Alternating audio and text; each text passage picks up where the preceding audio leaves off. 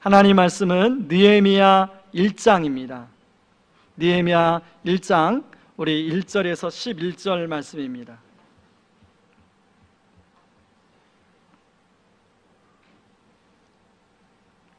느헤미야 1장은 제가 가지고 있는 성경 728쪽에 있습니다. 구약성경. 제가 1장 1절을 읽습니다.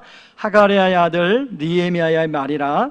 아닥사스다 왕 제20년 기슬월에 내가 수상궁에 있는데 내 형제들 가운데 하나인 하나니가 두어 사람과 함께 유다에서 내게 이르렀기로 내가 그 사로잡힘을 면하고 남아있는 유다와 예루살렘 사람들의 형편을 물은즉 그들이 내게 이르되 사로잡힘을 면하고 남아있는 자들이 그 지방 거기에서 큰 환난을 당하고 능욕을 받으며 예루살렘 성은 허물어지고 성문들은 불탔다 하는지라. 내가 이 말을 듣고 앉아서 울고 수일 동안 슬퍼하며 하늘의 하나님 앞에 금식하며 기도하여 이르되 하늘의 하나님 여호와 크고 두려우신 하나님이여 주를 사랑하고 주의 계명을 지키는 자에게 언약을 지키시며 긍휼을 베푸시는 주여 간구하나이다. 이제 종이 주의 종들인 이스라엘 자손을 위하여 주야로 기도하오며 우리 이스라엘 자손이 주께 범죄한 죄들을 자복하오니 주는 귀를 기울이시며 눈을 여시사 종의 기도를 들으시옵소서. 나와 내 아버지의 집이 범죄하여 주를 향하여 크게 악을 행하여 주께서 주의 종 모세에게 명령하신 계명과 율례와 규례를 지키지 아니하였나이다. 옛적에 주께서 주의 종 모세에게 명령하여 이르시되 만일 너희가 범죄하면 내가 너희를 여러 나라 가운데에 흩을 것이요 만일 내게로 돌아와 내 계명을 지켜 행하면 너희 쫓긴 자가 하늘 끝에 있을지라도 내가 거기서부터 그들을 모아 내 이름을 두려고 택한 곳에 돌아오게 하리라 하신 말씀을 이제 청하건대 기억하옵소서. 이들은 주께서 일찍이 큰 권능과 강한 손으로 구속하신 주의 종들이요 주의 백성이니이다. 함께 읽겠습니다. 주여 구하오니 귀를 기울이사 종의 기도와 주의 이름을 경외하기를 기뻐하는 종들의 기도를 들으시고 오늘 종이 형통하여 이 사람 앞에서 은혜를 입게 하옵소서 하였나니 그때 내가 왕의 술관원이 되었느니라. 아멘. 목사가 하는 일 중에 성도들을 만나 위로하고 또 같이 기도해 주는 일을 신방이라고 합니다. 신방, 모든 신방이 다 의미가 있지만 특별히 기쁘고 감사가 나오는 신방이 있는데요, 어려운 가운데서 사랑하는 성도님이 그 어려움 속에서도 예수 그리스도를 붙들고 믿음으로 고백하며 일어서는 때, 그때 참 기쁘고 감사합니다. 또 하나 기쁘고 감사하는 때가 있는데요, 참 형편이 어려운 가운데서 참 열심히 일해서 드디어 자기 집을 장만하고 이사를 갈 때 우리가 이사 신방을 하게 되는데 그때 참 기쁩니다. 마치 그 집이 제 집도 아닌데 제가 집을 산 것처럼 너무나 기뻐요. 그래서 마음껏 축복이 나옵니다. 여러분, 집은 우리가 살아가는 데 있어서 없어서는 안 되는 참 하나의 필요한 요소가 되었습니다. 왜냐하면 집이 있으면 바로 집을 통해서 쉼도 누리고 바로 안식도 경험하고 평안하게 쉴 수 있기 때문에 그렇습니다. 밖에서 하루 종일 일하다가도 집으로 돌아갈 것만 생각하면 피곤이 싹 날아가 버리는 것을 아마 경험해 보셨을 것입니다. 그래서 이 집을요, 다른 말로 보금자리다 이런 말을 하죠. 제가 보금자리를 사전에 찾아보니까 새가 새끼를 낳는 곳, 이게 보금자리라는 거예요. 여러분, 집에 오면 쉼과 재충전, 회복을 할 수 있잖아요. 이처럼 집은 안정적인 삶을 바탕으로 가족 구성원들이 서로 화목하게 지내고 행복을 꿈꾸며 앞으로 미래를 계획하는, 그렇게 만들어주는 곳이 집입니다. 그래서 사람마다요, 나름대로의 안락한 집을 갖고 싶은 그런 곳에 살고 싶은 소박한 꿈들을 다 가지고 있습니다. 그런데요, 여러분, 하나님이 그런 우리 안에 있는 갈망들을 잘 아신다는 것 여러분 혹시 아세요? 여러분, 우리 하나님은 우리에게 진짜 좋은 집을 주기를 원하시는데요, 여러분, 이런 관점에서 성경은 집을 잃어버린 사람들에게 집을 찾아주는 이야기입니다. 여러분, 창세기 보면 하나님의 형상대로 우리를 만드시고 하나님께서 우리에게 멋진 에덴 동산이라는 집을 지어주셨습니다. 그런데 사람이 분수를 모르고 사단에게 유혹을 당해서 그 에덴 동산이라는 집에서 마치 자기가 주인 행세를 하는 바람에 집에서 쫓겨나게 되었습니다. 그래서 유랑하고 방황하며 고통받는 삶을 살게 되었죠. 하나님은 그런 사람들, 그렇게 고통받고 있는 사람들을 딱하게 보시고 긍휼히 여기셔서 다시금 집을 찾아주는 이야기를 전개시키는데 바로 그게 성경입니다. 그래서요, 자기 하나밖에 없는 가장 소중한 아들 예수 그리스도를 우리에게 보내주신 거죠. 그 예수님은 우리에게 성경에서 여러 번 집 이야기를 하고 있는데, 여러분, 그 중에 하나가 요한복음 14장 1절에서 3절입니다. 같이 한번 읽어볼까요? 같이 읽습니다. 너희는 마음에 근심하지 말라. 하나님을 믿고 또 나를 믿으라. 내 아버지 집에는 너희들이 있을 곳이 많이 있다. 만일 그렇지 않다면 내가 너희에게 이런 말을 하지 않았을 것이다. 나는 너희를 위하여 한 장소를, 내가 가서 너희를 위해 한 장소를 마련한 뒤에 다시 와서 너희를 데려가 내가 있는 곳에 너희도 있게 하겠다. 여러분, 벌써 위로가 되지 않습니까? 이런 집 이야기는 요한계시록에 가면 새 예루살렘 성이란 표현으로 다시 나옵니다. 여러분, 요한계시록 21장 2절에 보면 또 내가 보매 거룩한 새 예루살렘 성이 하나님께로부터 하늘에서 내려와 그 준비한 것이 신부가 남편을 위하여 단장한 것 같더라, 이런 표현이 나와요. 여러분, 이 집이란 단어를 성이란 단어로 다시 표현하는데요, 여러분, 집보다는 성이란 이름이 뭔가 있어 보이잖아요. 그래서 모 아파트 이름을 보니까 무슨 캐슬이라는 이름으로 지었더라고요. 그리고 굉장히 있어 보여요. 뭐 그냥 아파트 이거보다 무슨 캐슬. 여러분, 우리 하나님은 어떻든 성경을 통해서 끊임없이 우리에게 말씀하는 것 중 하나가 우리에게 집을 지어주기를 원하세요. 저는 여러분들이 이 집을 다 소유하고 이 집에서 여러분이 누리는 그 평안을 또 행복을 누릴 수 있기를 주님의 이름으로 축원합니다. 여러분, 오늘 우리가 살펴본 느헤미야 이야기도 바로 이런 하나님이 우리에게 집을 지어주는 이야기예요. 여러분, 느헤미야서는 원래 에스라서와 하나 한 권의 성경입니다. 그래서 느헤미야서를 읽으려면 바로 에스라서를 함께 읽어야 돼요. 여러분, 에스라 1장 2절에 보면 바로 왜 하나님이 우리에게 집을 지어주는 이야기인가를 잘 나와 있는데요, 1장 2절을 한번 같이 보실래요? 같이 읽겠습니다. 바사왕 고레스는 말하노니 하늘의 하나님 여호와께서 세상 모든 나라를 내게 주셨고 나에게 명령하사 유다 예루살렘 성전을 건축하라 하셨나니. 여러분, 여기 예루살렘 성전이라고 되어 있는데요, 영어 성경 ESV나 원어 성경에 보면요, 이 성전이란 단어가 집이란 단어로 표현되어 있습니다. 그래서 구약학자 에스케나지 같은 경우는 바로 에스라와 느헤미야를 통하여 하나님은 집을 잃어버린 사람들에게 집을 지어주고 있다라고 이야기하고 있어요. 여러분, 에스케나즈가 에레미야와 느헤미야를 나름대로 큰 집 이야기로 설명한 것을 제가 준비했는데 한번 비춰주시죠. 자, 에스라 1장부터 6장까지는 성전 건축에 대해서 나와 있어요. 고레스 왕을 통해서 스룹바벨과 예수아를 중심으로 그 성전을 건축합니다. 그리고 에스라 7장 10장에서 10장까지는 바로 말씀 공동체를 건축하는 것으로 나와 있어요. 아닥사스다 2세 왕과 에스라를 통해서 말씀 공동체를 건축하죠. 그 다음에 느헤미야 1장부터 6장까지는 예루살렘 성벽을 건축하는 이야기입니다. 아닥사스다 2세와 느헤미야를 통해서 하나님이 성벽을 건축해 나가시죠. 자, 여러분, 에스라를 통해서 그리고 또 수르바벨을 통해서 성전도 건축되어지고 또 이제 말씀 공동체가 되었는데요. 이스라엘 상태가 지금 어떤 상태냐면 예루살렘 성벽이 예루살렘 멸망하면서 무너져서 회복이 안 된 상태예요.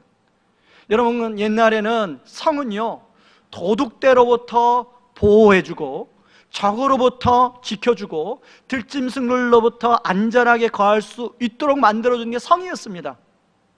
근데 아무리 사람들이 집을 짓고 성전을 짓고 거기에서 살아가는데 성벽이 없다 보니까 불안한 거죠.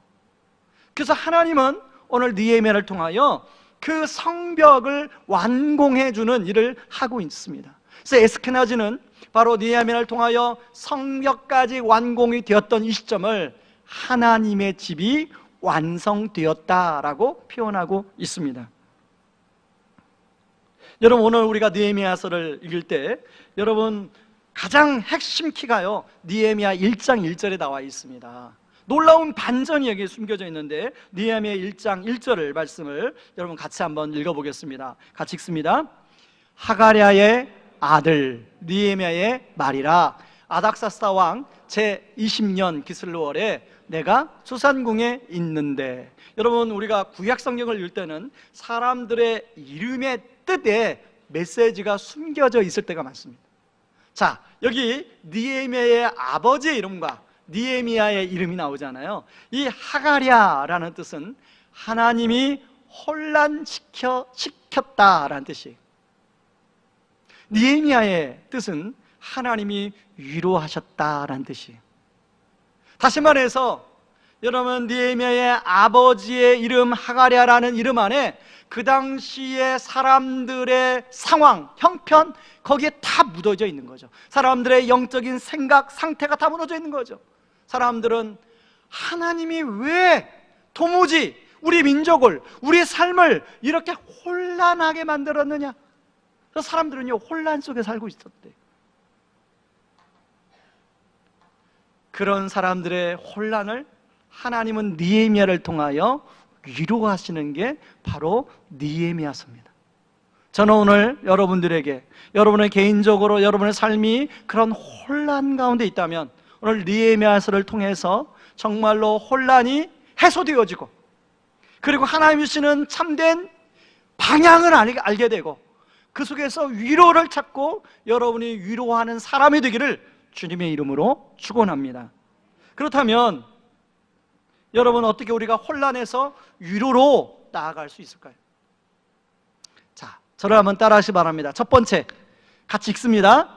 하나님의 뜻을 정확히 알고 그것이 해석되어질 때. 여러분, 우리가 주로 언제 혼란한가 하면 뭐가 뭔지 잘 모를 때 혼란합니다.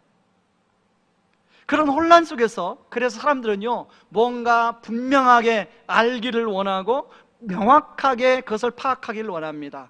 그래서 신문도 열심히 읽고 우리가 뉴스를 보기도 하지요. 그러나 아무리 시사에 눈이 밝고 돌아간 정세를 잘 안다 할지라도 그 속에 담겨진 하나님의 뜻을 모르면 우리는 혼란스러울 수밖에 없어요.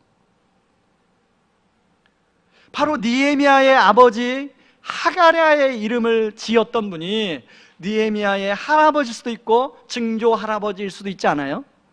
아마 그때는 이런 하나님의 뜻을 알지 못하여 사람들이 혼란스러운 상태에 있었던 것 같아요. 그래서 자기 아들의 이름을 지으면서 하나님이 혼란시키셨다라고 이름을 짓죠. 도무지 여러분 혼란에 있을 때는 갈팡질팡해서 갈 길을 모릅니다.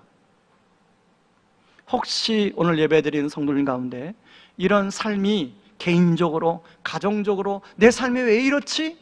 라고 하는 질문, 그런 질문에 혼란스러운 가운데 있는 분이 있다면 여러분 오늘 말씀을 통해서 그런 혼란 속에서 성령님이 주시는 방향과 길을 찾기를 주의 이름으로 축원합니다.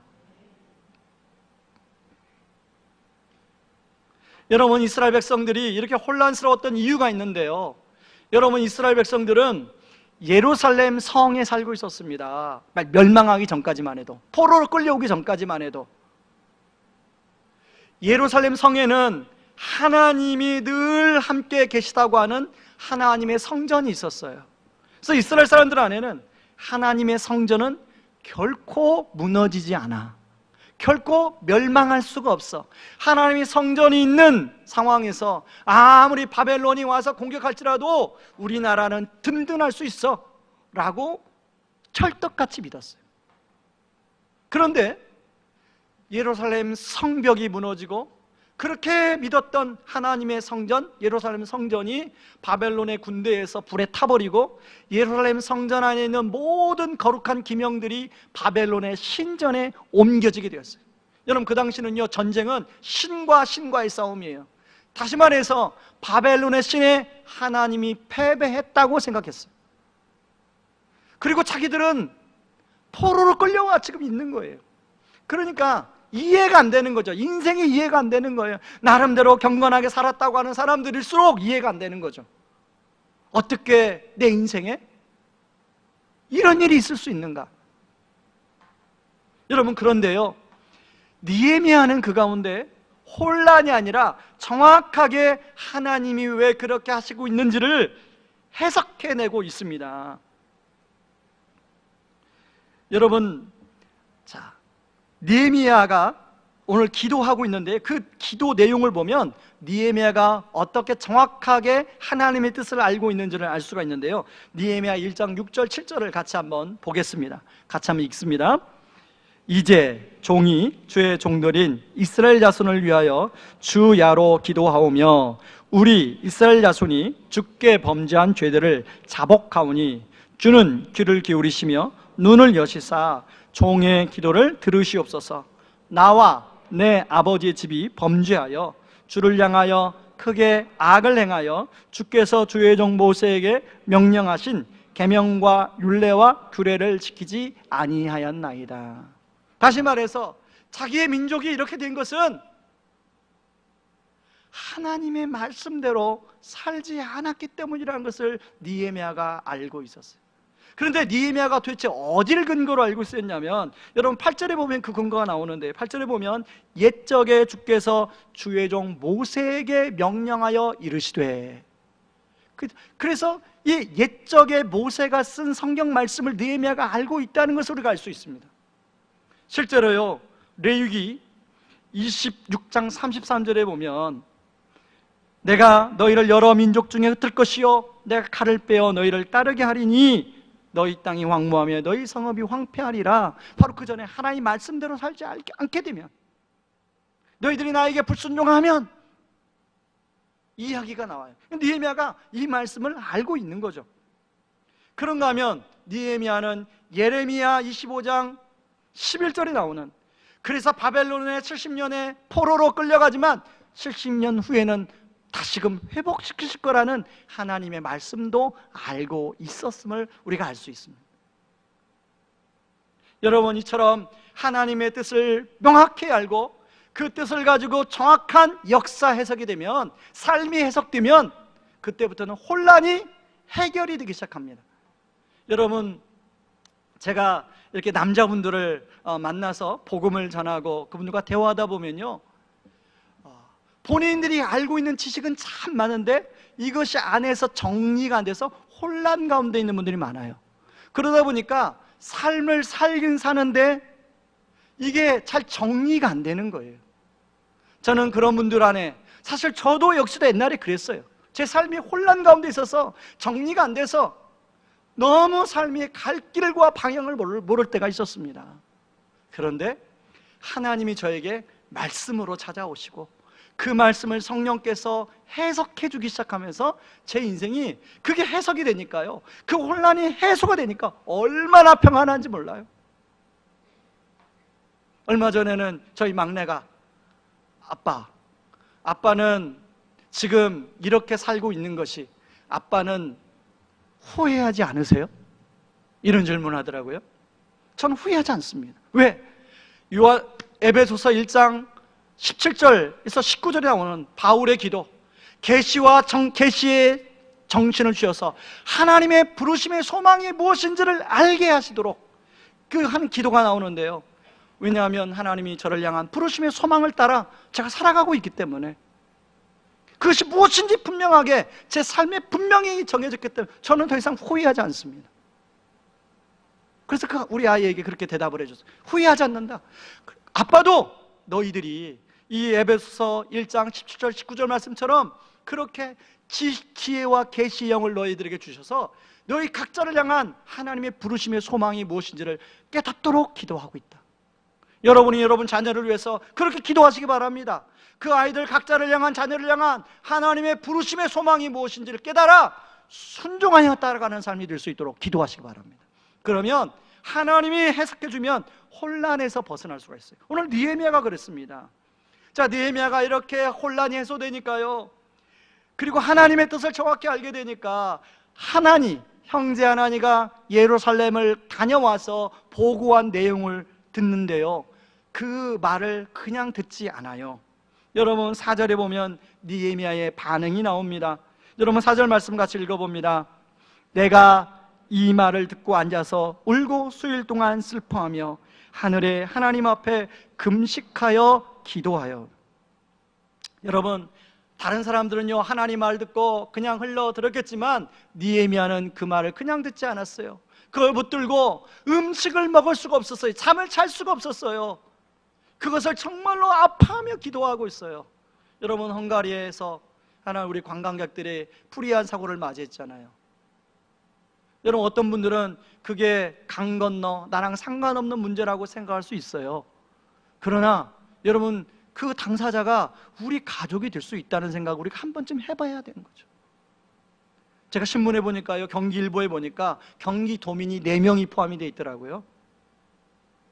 저는 그런 사고를 보면 혹시 우리 성도님 중에 연관이 있는 분이 없을까, 그 생각이 가장 먼저 들어요.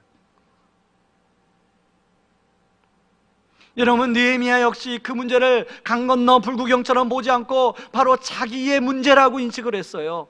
그래서 느헤미야가 슬퍼 울며 금식하고 있는 거죠. 바로 그 마음이 하나님의 마음이었어요. 그런데 느헤미야는 며칠 동안 우는 것으로만 그치지 아니하고 그 문제를 가지고 하나님께 기도로 나아갑니다. 여러분, 때로는 우리가 삶을 살다 보면 어떤 그런 정말로 도저히 혼자서는 해결할 수 없는 문제를 만날 때가 있어요. 그때 낙심하고 좌절하고 걱정하고 근심하고 염려하면서 막 머리를 싸매서 보낼 때가 있죠. 불면증을 시달리면서 보낼 때가 있어요. 근데 그렇게만 하면 아무 문제 해결할 수가 없어요. 오늘 느헤미야가 잘했던 것은 그 문제를 가지고 하나님께 기도로 나아갔더라는 것입니다. 하나님께 기도로 나아갈 때 거기서부터 하나님의 일하심이 시작되고 있다는 걸 우리가 알 수가 있습니다. 이런 면에서 저는 하나님을 믿지만 믿음이 연약하거나, 아니면 하나님을 믿지만 정말로 믿음이 약해서 믿을까 말까 하는 성도님과 하나님을 견고하게 믿는 믿음을 가진 성도님과 여기서 차이가 벌어진다고 생각해요. 하나님을 분명하게 믿는 사람들은 바로 그럴 때 하나님께 기도로 나아가거든요. 하나님께 그 문제를 가지고 맡기며 나아가거든요. 여러분, 아까 느헤미야는 하나님의 집을 지어주는 이야기라고 그랬는데 하나님의 집의 완공이 바로 느헤미야의 기도로부터 시작되었다는 것입니다. 여러분의 기도를 통하여 하나님의 선한 역사가 시작되는 계기가 되기를 주의 이름으로 축원합니다. 여러분, 느헤미야의 기도는 수많은 혼란 가운데 있는 사람들에게 평안을 줄 뿐 아니라 위로를 주는 기도가 되었습니다. 여러분의 개인의 인생은 어떤 상황 가운데 있으십니까? 혹시 느헤미야의 아버지 시대처럼 그런 혼란스러운 상황 가운데 그렇게 있지는 않습니까? 내가 이제 내일 모레 되면 내가 나이가 70이고 80인데 과연 내 인생을 잘 살았나? 내가 나중에 하나님 앞에 가면 무슨 말을 할 수 있겠나? 내가 과연 부르심의 소망을 따라 정말로 살았다고 말할 수 있을까? 여러분, 우리가 그런 문제의식을 가지고 기도할 때 우리 예배를 받으시는 주님께서 여러분의 그런 혼란스러운 문제 가운데 하나님은 개입하시고, 그리고 여러분의 그 혼란스러운 문제를 하나하나 풀어주시고 지금 이 자리에서 해책할 수 있는 힘을 주실 줄 믿습니다. 그래서 혼란에서 평안으로, 그 평안에서 위로로, 또 여러분이 그런 사람을 위로하는 자로 나아가기를 주의 이름으로 축원합니다. 자, 두 번째는요, 어떻게 혼란에서 위로로 갈 수 있을까요? 자, 같이 한번 읽어보겠습니다. 하나님의 뜻에 반응하고 순종으로 이어질 때. 여러분, 느헤미야 이름의 뜻이 하나님께서 위로하셨다라는 말씀으로 드렸습니다. 여러분, 이렇게 위로하실 것이다가 아니라 위로하셨다 과거형이에요. 주로 언제 과거형을 쓰나요? 아직 상황은 벌어지지 않았지만 뭔가 확신 가운데 있을 때 과거형을 사용하거든요. 아마 느헤미야의 이름을 지었던 그 아버지인지 할아버지인지 모르겠지만 여전히 상황은 혼란 가운데 있지만 하나님 앞에 나름대로 확신이 있었던 것 같아요. 여러분, 우리가 신앙생활 하다 보면요, 아직 문제는 해결되지 않았는데, 상황은 바뀌지 않았는데 하나님이 말씀으로 내 삶 가운데 확신을 주실 때가 있어요. 기도하는 가운데 확신을 주실 때가 있어요. 그때는 상황은 바뀌지 않았지만 확신과 담대함이 생겨요. 평안이 몰려와요. 그리고 그걸 놓고 붙들고 또 기도하다 보면 하나님 때에 문제가 해결될 때가 많아 있어요. 저는 여러분들이 그런 은혜를 누리기를 바랍니다. 아마 느헤미야의 부모님은 느헤미야를 위해서 기도할 때 그냥 이름만 지어놓고 그런 게 아니겠죠. 느헤미야 이름을 부를 때마다 느헤미야야 느헤미야로 울면서 분명히 너를 통하여 하나님께서 이 백성을 위로하실 것이다. 그런 마음으로 느헤미야를 교육하고 영향을 주었겠죠. 자, 느헤미야가 그런 부모의 영향을 받고 느헤미야가 무슨 기도를, 느헤미야의 삶에 그걸 어떻게 받아들였는지 느헤미야의 기도 마지막 부분에 잘 나와 있습니다. 느헤미야 1장 11절을 같이 한번 읽어보시죠. 같이 읽습니다. 주여 구하오니 귀를 기울이사 종의 기도와 주의 이름을 경외하기를 기뻐하는 종들의 기도를 들으시고 오늘 종이 형통하여 이 사람들 앞에서 은혜를 입게 없어서 하였나니 그때 내가 왕의 술관원이었더라. 지금 느헤미야가 하나님, 그 무너진 성벽을 재건하는 일에 저를 보내주시옵소서 기도하고 있어요. 여러분, 느헤미야가 왜 이렇게 기도했을까요? 사실 느헤미야가 이렇게 기도 안 해도 돼요. 하나님, 저 말고요 쟤를 보내주시옵소서 이렇게 기도할 수 있어요. 하나님, 저 말고요 제2의 에스라를 보내주세요 이렇게 기도할 수 있어요. 왜냐하면 한번 그 이유를, 느헤미야가 가지 않아도 될 이유를 한번 찾아볼까요? 첫 번째, 느헤미야가 지금 왕의 술관원이었어요. 그 당시는 왕의 독살이 아주 위험이 높아서 가장 신망받는 사람을 술관원에 앉혔어요. 지금으로 말하면 대통령의 민정수석 아니면 비서실장, 이 정도의 위치입니다. 여러분, 비서실장이고 민정수석이면 얼마나 할 일이 많습니까? 그것도 비주류에 있는 사람이 주류로 와서 그 당시에 페르시아 제국의 민정수석 비서실장이니까 얼마나 할 일이 많겠어요. 하나님, 저는 여기서 할 일이 엄청 많거든요. 그러니까 쟤를 보내소서 이렇게 기도할 수 있어요. 두 번째, 여러분, 느헤미야가 얼마나 안락한 삶을 살았겠어요. 좋은 집에 살고 있었고요, 그리고 마음만 먹으면 자녀를 페르시아에 있는 가장 명문학교에 보낼 수 있었을 거예요. 명문고등학교, 명문대학교, 명문대학원 보낼 수 있을 거예요. 그러면 예루살렘을 간다는 것은 그걸 포기한다는 거 아니겠어요? 그리고 그 당시에 역사로 보면 지금 페르시아와 애굽이 전쟁이 끝난 지가 얼마 안 됐어요. 그래서 애굽과 붙어있는 이스라엘의 예루살렘 성은 굉장히 정처적으로 민감한 장소예요. 그래서 아닥사스 왕 앞에 다시 그냥 예루살렘 성 이야기만 꺼내도 막 아닥사스 왕한테 굉장히 민감하게 받아들일 문제예요. 말 잘못했다가 하는 죽임을 당할 수도 있는 문제. 그럼에도 불구하고 느헤미야가 하나님, 저를 보내시옵소서라고 기도했던 이유가 뭘까요? 바로 느헤미야가 믿었던 하나님에 대한 분명한 확신이 가득 찼어요. 여러분, 느헤미야에 대한 느헤미야 기도에 보면 나오는데요, 느헤미야 1장 5절에 나옵니다. 느헤미야 1장 5절을 같이 한번 읽어봅니다. 같이 읽습니다. 이르되 하늘의 하나님 여호와, 크고 두려우신 하나님이여, 주를 사랑하고 주의 계명을 지키는 자에게 언약을 지키시며 긍휼을 베푸시는 주여 간구하나이다. 여러분, 우리 하나님의 속성을 크게 성품을 두 가지로 나눌 수 있는데, 하나는 크고 두려우신 하나님이에요.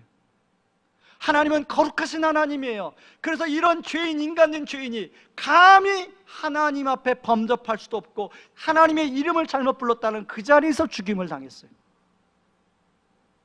지금도 그 하나님은 동일한 하나님입니다. 그러나 또 하나는, 하나님은 그런 거룩하시고 어미하신 하나님일 뿐 아니라 사랑이 많으신 하나님이에요.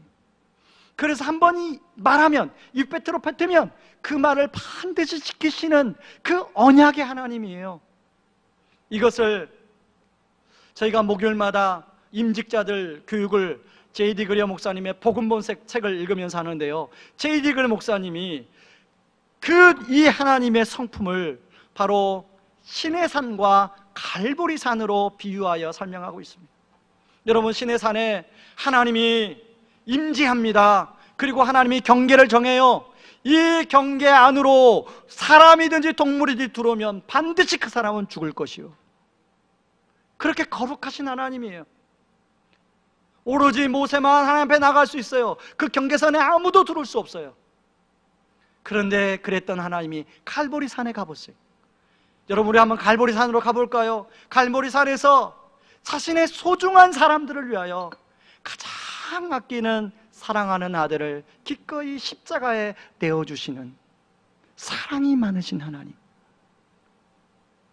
어미하시고 공의로우신 하나님일 뿐 아니라 사랑이 많으시고 인자하시고 긍휼이 많으신 하나님, 이 두 하나님이 바로 우리가 믿는 하나님이라는 거예요.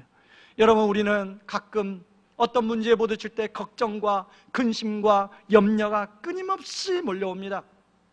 때로는요, 그런 걱정 근심에 쌓이다 보면 불면증이 찾아오고, 그것 때문에 때로는 여러 가지 장애들이 우리 몸에 찾아옵니다. 저도 그런 적이 있어요.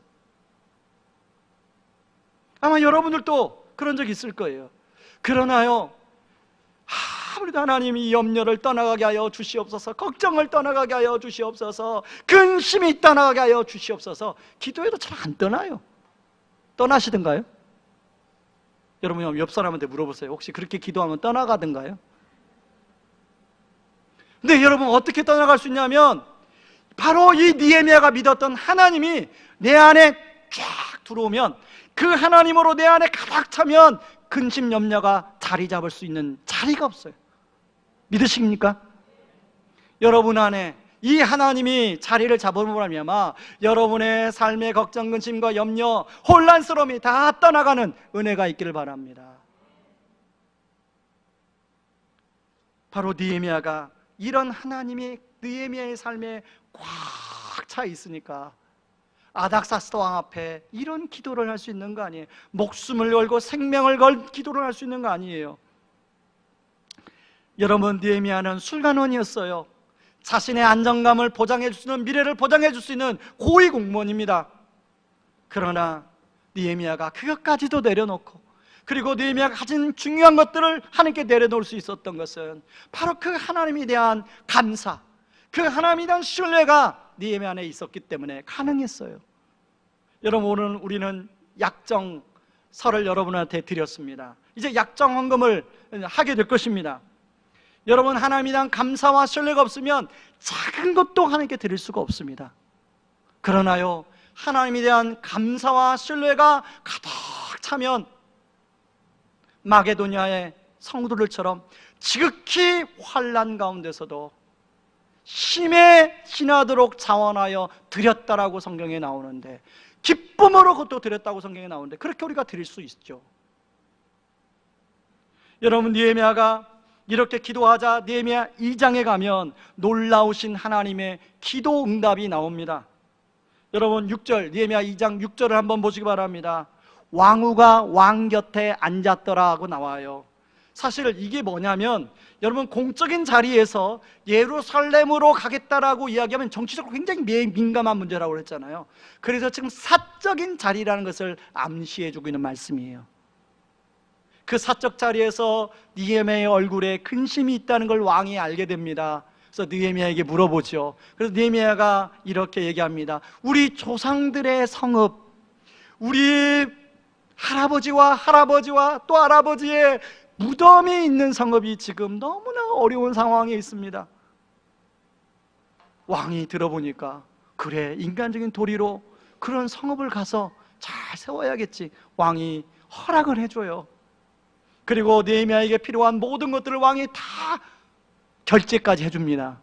그런 것을 느헤미야가 2장에 보면 뭐라고 고백하냐면요, 느헤미야 2장 8절에 이렇게 고백해요. 느헤미야 2장 8절을 같이 한번 읽어봅니다. 같이 읽습니다. 또 왕의 삼림 감독 아삽에게 조서를 내리사 그가 성전에 속한 영문의 문과 성곽과 내가 들어갈 집을 위하여 들보로 쓸 제목을 내게 주게 하옵소서 하매 내 하나님의 선한 손이 나를 도우심으로 왕이 허락하고, 하나님의 선한 손이 나를 도우심으로 왕이 허락했다는 거예요. 그리고 2장 18절에도 하나님의 선한 손이 나를 도왔다고 이야기하고 있습니다. 여러분, 우리가 신앙생활하면서 기쁨 중에 하나가 바로 하나님의 선한 손이 우리를 돕는 것을 경험할 때 정말로 우리의 그 속에서 우리의 믿음이 자라고 믿음이 더욱더 견고해져 갑니다. 저는 오늘 예배드리는 모든 성도들 가운데 이런 하나님의 선한 손길의 도우심을 경험함으로 더욱더 믿음이 견고하게 되기를 주의 이름으로 축원합니다. 여기는 우리가 한 가지 알아야 할 것은요, 여러분, 하나님의 집을 짓는 이야기인데요, 사실은 하나님을 집을 짓는 것 자체가 목적이 아니라는 걸 우리가 알아야 됩니다. 하나님은 이스라엘을 통해서 바로 하나님을 모르는 이방 백성들에게 하나님이 어떤 분이신가를 만방에 알리고자 하는 것이 목적이었어요.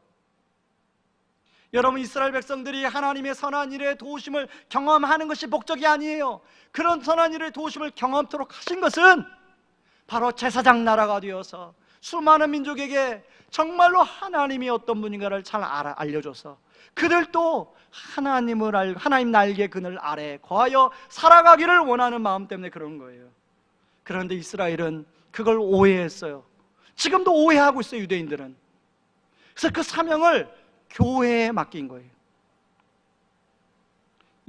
그래서 우리가 그 사명을 잘 감당할 때, 그 소명을 잘 감당할 때, 여러분, 우리는 그 소명을 발견할 때 비로소 우리 삶의 혼란에서 벗어나 위로하는 자가 될 수 있다는 것입니다.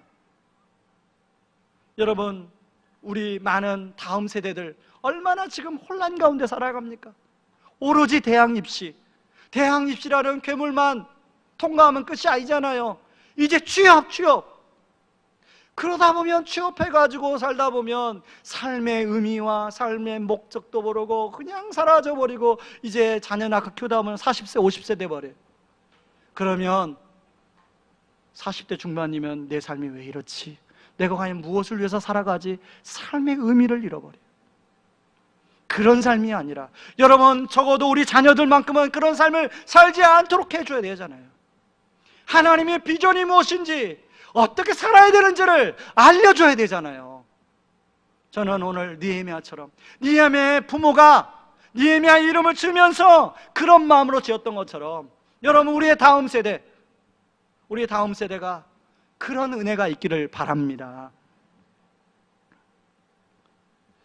여러분, 오늘 우리는 이런 사명과 관련하여 중요한 순서를 가지려고 합니다. 저는 교회 개척을 2010년도 10월 중순에 교회 개척의 생각이 전혀 1도 없던 저에게 이찬수 목사님을 통해서 교회를 개척하라는 이야기를 들었습니다. 그때 제가 하나님께 3가지 질문을 드렸습니다. 하나님, 교회가 이렇게 많은데 또 새로운 교회가 필요하십니까? 만약 필요하다면 어떤 교회를 하기를 원하십니까? 그리고 그런 교회가 필요하다면 어디에 세워지기를 원하십니까? 첫 번째 질문은 바로 응답을 받았습니다. 하나님 필요하시다는 거예요. 두 번째 질문에 대한 것은, 제가 밖에 나가서 들어오다가 그 당시에 병원이 파업했습니다. 신문 뉴스에서 병원이 파업해서 사람들이 고통받는 것을 보게 됐어요. 그때 순간 제 안에, 교회가 문을 닫으면 사람들이 저렇게 힘들어할까? 이런 질문이 생겼습니다. 근데 적어도 제가 그 당시 섬기했던 분당 우리 교회가 문 닫으면 사람들이 되게 힘들어할 것 같더라고요. 그래, 작지만 이런 교회를 하나님이 세워가기를 원하시는구나. 그때부터 기도했던 게, 하나님, 그런 교회를 세우려고 하는데요, 하나님 어디에 세워지기를 원하십니까를 놓고 1년 동안 기도했습니다. 저는요, 남양주에 있는 한 고등학교를 붙들고 거기로 가려고 계속 기도했어요. 막판에 하나님께서 방향을 틀어서 전혀 알지도 못하는 의왕의 우성고등학교로 와서 교회를 개척하게 되었습니다. 그리고 2014년까지 너무나 잘 이곳에서 평안하게 예배를 드리고 교육을 아이들과 함께 그렇게 사용했습니다. 근데 2015년에 갑자기 더 이상 우리가 교회를 여기에 있을 수 없으니 교회는 장소를 찾아서 나가라 라는 얘기를 듣게 되었습니다. 우여곡절 끝에 또 그것을 잘 이야기해서 우리 그냥 사용하게 해주시면 안 되겠습니까? 얘기를 해서 그게 또 무마가 됐어요. 그런데 그런 얘기를 그 해에만 5번 이상 제가 들었습니다. 왜 그때마다 하나님, 우리 성도들 데리고 어디로 가야 됩니까? 절정은 2017년도 말이었습니다. 11월 달에 여러 군데에서 학교 재단을 양수하겠다고 접촉이 들어왔습니다. 그 가운데는요, 우리가 이름만 내면 잘 아는 유명한 서울의 대형교회도 있었어요. 담임 목사님과 그리고 교회의 중요한 장로님들 여러 번, 한 번도 아니고 여러 번 학교에 방문해서 학교 실무진들과 그런 걸 상의하는 것을 제가 보게 되었습니다. 그러면 그때 저는 하나님, 저 교회가 인수할 것 같은데요, 그러면 우리는 이제 여기를 나가야 되는데 어디로 가야 됩니까? 2018년 1월 제가 안식월을 맞이했습니다.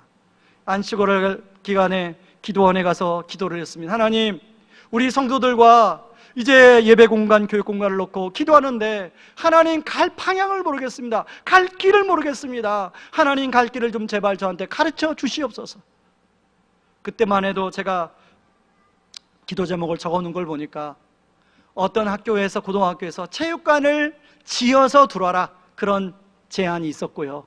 그리고 어떤 성도님은 어느 땅이 좋아서 그 땅이 있으니까 거기다 교회를 건축하자. 또 어떤 분들은 어떤 교회가 어려우니까 그 교회랑 합병하면 안 되겠느냐, 정말로 많은 이야기가 있었습니다. 그때마다 하나님, 이런 얘기가 있는데 하나님의 뜻은 무엇입니까? 하나님, 2010년도에 하나님, 제가 그렇게 기도할 때 하나님의 말씀 붙들고 이곳으로 인도하신 하나님, 분명히 하나님의 방향이 있을 텐데 저에게 길을 주시옵소서. 그런데요, 2018년 6월에 생각지도 않게 학교 재단 양수를 할 수 있는 기회가 우리에게 열렸어요. 그래서 공동회의를 한 겁니다. 장로님들하고 저는 우리 성도님들에게 부담을 주고 싶지 않아서, 왜냐하면 여러 교회에서 그런 아픔과 상처가 있는 분들이 왔기 때문에 부담을 주지 않기 위해서, 그래, 몇몇 성도님들이 교회는, 이 학교는 대출이 안 되니까 개인적인 대출을 받아서 그걸로 이자를 감당하면 충분하겠지. 그런데 해보니까요, 그렇게 많은 성도님들이 또 그것도 위험 부담이 있어서 참여를 잘 안 하시더라고요. 그리고 제가 그런 기도하는 가운데 말씀을 읽는데, 하나님의 집은 정말로 하나님이 기뻐하시는 집이기 때문에 몇몇 성도가 해서 하는 것이 아니라 온 성도들이 작을지라도 함께 참여하는 것이 의미가 있고 그게 기쁜 일이라는 것을 말씀 가운데 제가 확신을 얻게 되었습니다. 그리고 그런 마음을 가지고 끊임없이 하나님께 묻고 하나님께 기도하고 하는 가운데 더 확신을 갖게 되었어요. 그래서 장로님들하고 나누고 지난번에 공동회의를 하게 된 거예요. 그리고 오늘 이렇게 여러분들한테 헌금, 여기 주보에 보면 약정 설명서와 이런 것들을 제가 드린 겁니다. 여러분, 저는 이 일을 하나님이 시작하셨기 때문에 하나님이 이루어 가실 것을 저는 믿습니다. 그러나 분명한 것은 하나님이 오늘 느헤미야에게 하나님, 나를 사용하여 주시옵소서라고 기도했던 그 기도가 저는 저의 기도, 우리의 기도, 우리 자녀들의 기도가 되기를 원합니다. 저는 우리 자녀에게 너 하루에 2,000원이라도 좋으니 네가 아껴서, 네 용돈 아껴서 헌금을 하는데 마음을 써라. 아니, 2,000원 아니면 하루에 1,000원이라도 좋으니 그렇게 해라. 그렇게 이야기를 했어요. 왜? 하나님의 교회는 성경을 보니까 모든 성도들이 십시일반 함께해서 세워가는 것이 하나님의 뜻이기 때문에 그렇다는 생각이 들었어요. 여러분, 저는 이 가운데 여러분이 인간적인 생각이 들 수가 있는데, 그런 인간적인 생각이 찾아올 때 여러분들이 그것들을 복음으로 재해석하기를 원합니다.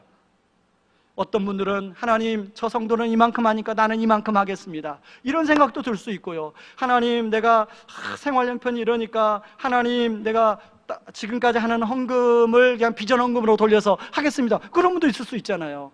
그런데 여러분, 기존 헌금은 또 따로, 비전 헌금은 정말 하나님 앞에서 기도하는 마음 가운데 여러분이 그렇게 해주시기 바랍니다. 그리고 이건 하나님 앞에 우리가 드리는 헌금입니다.